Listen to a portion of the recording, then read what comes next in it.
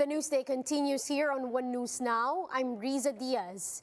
Independent think tank Ibon Foundation says the Philippines may have the second fastest growth in Southeast Asia, but it still has the worst unemployment rate in the region.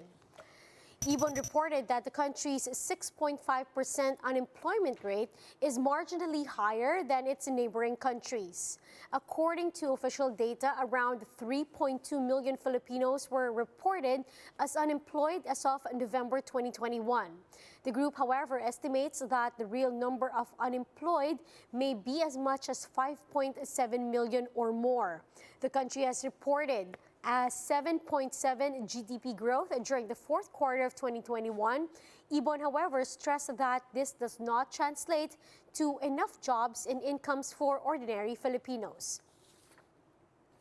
5 presidential candidates present during the KBP Forum have laid out their economic plans for the country if elected for the top post. I'll look into their agenda with mobile journalist Pamela Vasquez report.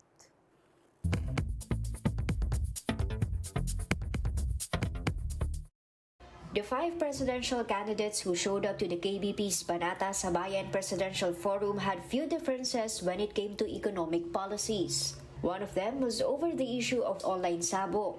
Only Manila City Mayor Isko Moreno and Senator Manny Pacquiao were in favor of it. All these things must be regulated. I would rather put them under the authority and supervision of the state. Siguraduhin ng ating gobyerno na makukulikta yung buhis. Kailangan lang po natin i-regulate. Labor leader Leody de Guzman and Vice President Leni Robredo were outright not in favor, citing sabong's negative impact on the community, especially youth.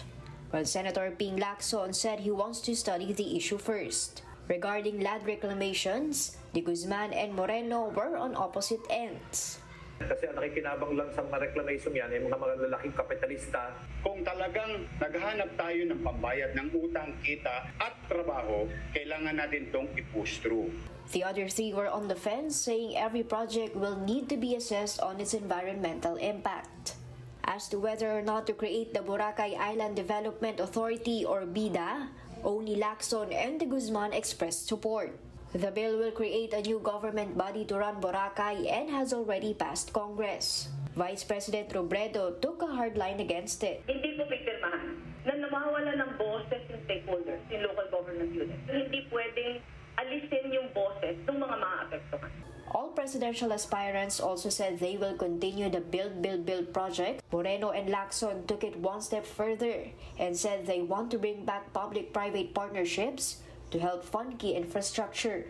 Kung perfected na yung kontrata, hindi pwedeng hindi patupad. Pero dapat mag-shift na tayo papunta sa PPP, Public-Private Partnership. All the candidates also talked about the importance of prioritizing healthcare and job creation, though left specific details out. Mobile journalist Pamela Vasquez, We Are One News. Now, with all the plans laid out by the presidential candidates during the KBP Forum, who stood out the most and who came out with a clear vision for the country? Let's find out from political expert Professor Dindo Manhit is joining us this morning. Professor Dindo, good morning. Good morning. Prof, would like to ask, what is your reaction on the platforms that were presented by the candidates yesterday in the forum, and which among them or which among those policies actually stood out to you most? You have to give credit to at least our major candidates for president who showed up in yesterday's forum sponsored by KBP, because all of them in their own way, or as they focused on their priorities, laid out program of government, a clear path of how they'd like to implement things or address issues in Philippine society if they get elected. The challenge now is beyond that, since this is just the start, maybe, or even we're not yet at the start of the campaign. It's good for media, for the public, to read through all these proposals and ask for more details, because that's where we can best understand and learn from the candidates and make better choices. Professor, is there any policy that stood out to you most among the 5? When you look at things that they pushed for, generally, you can take note of what Vice President Lenny Robredo spoke of transparency, because that cuts across any.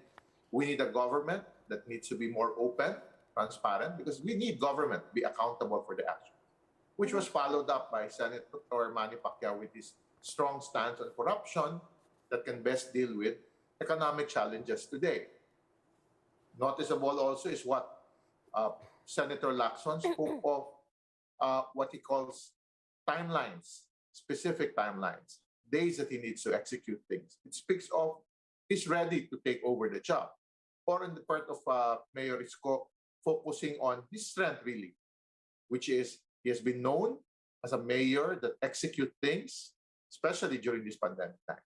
So when you look at it, it's not really the policy because they cut across. When you analyze it, they cut across similar concerns of the public because I think they're listening, they're talking to the public, and the public is basically telling us we're dealing with a continuing health crisis, but it's the economic consequences. Life is hard. Prices are getting higher. Jobs are not being created. So they're providing their own answers to that. Even the collective, I think, agreement that there's a need for private sector under the PPP, which was emphasized more by Senator Ping Lacson and Mayor Isko Moreno.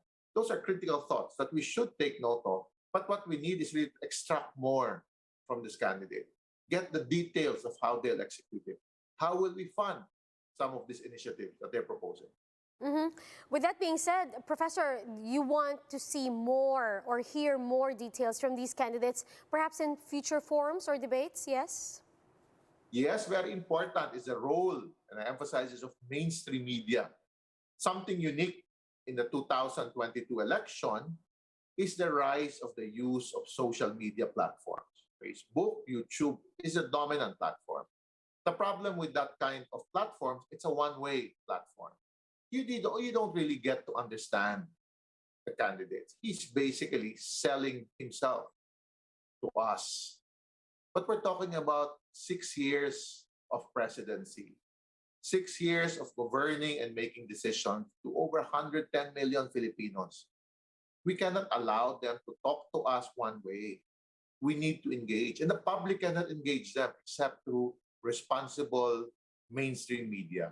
And I hope that we can have more of this and force candidates. Make candidates attend. Force them to answer questions. Then we can best really decide who should we choose. Sir, in your opinion, is there an advantage to having forums like what we had yesterday instead of one-on-one interviews? Yes, because you're forced to deal with questions in front of each other, and people will understand if you're simply not knowledgeable of an issue. Because key to this is that, because this is just the first step, knowledgeable of issues, has a plan to address this issue. The harder part is executing, which we will really not know until they get elected and inaugurated into office. So we have to use all our efforts, especially with media, which is respectable in our country, respected by millions of Filipinos, to play that role, to put pressure on candidates. Not one-on-one, that can be orchestrated. That can be where candidates are provided with advanced questions. In this case, no. We need to extract more because that's when we can truly understand who these candidates are and what they really stand for. Professor, with that being said, former Senator Bongbong Marcos skipped the KBP's forum yesterday. How do you think this will affect his standing in the race? I think on the part of Senator Marcos, they strategically or tactically, they see of no value. That's true, possibly. But my challenge is to mainstream media. Let's forget about what Marcos or what Senator Marcos is doing. Mr. Marcos continues to communicate to voters through social media. And that basically undermines the role of mainstream, responsible media because you have the discipline of fact-checking, editorial discipline of fact-checking. You don't simply accept what is laid down to you. So for me, collectively, that's why KBP is a big step, and hopefully with the help of COMELEC, really generate the participation of all major candidates. That's why I have these major candidates. Senator Marcos is a leading candidate. Let him explain to us his plans. Then maybe we can make a good choice to back him or not. So that's very important. But it takes media, because you are the one that can ask those questions in behalf of the Filipino people. Finally, Professor, the campaign season should be in full swing soon enough. Now, what can the public expect in the next coming months leading to the May 2022 polls? Candidates will continue, sad to say, I'll use the word, to sell themselves. We are that right candidate. But we need voters to be more discerning. But voters at times, given the realities of daily life, cannot be discerning. So media and independent mainstream media platforms like your network can provide that role. We need to ask questions. We need to go deeper than what they propose as their programs. And we need to share it, tell it to the general public. That's the important role. As other groups in Philippine society tries to put pressure on candidates to explain to them who they are really, but it's media that has a broader reach. That's what we need in Philippine society today.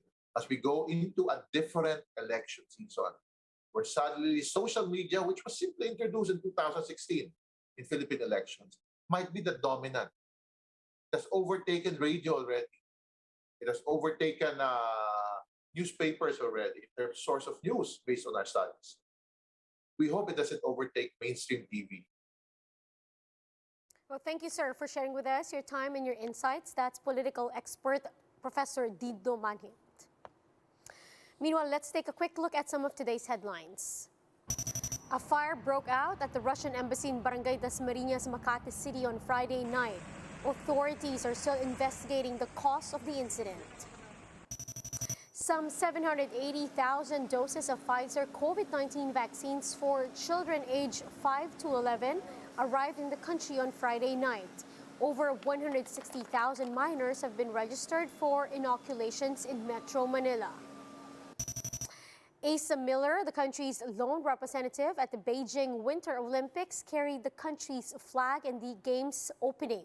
The 21-year-old skier is set to compete in men's slalom and giant slalom starting on February 16.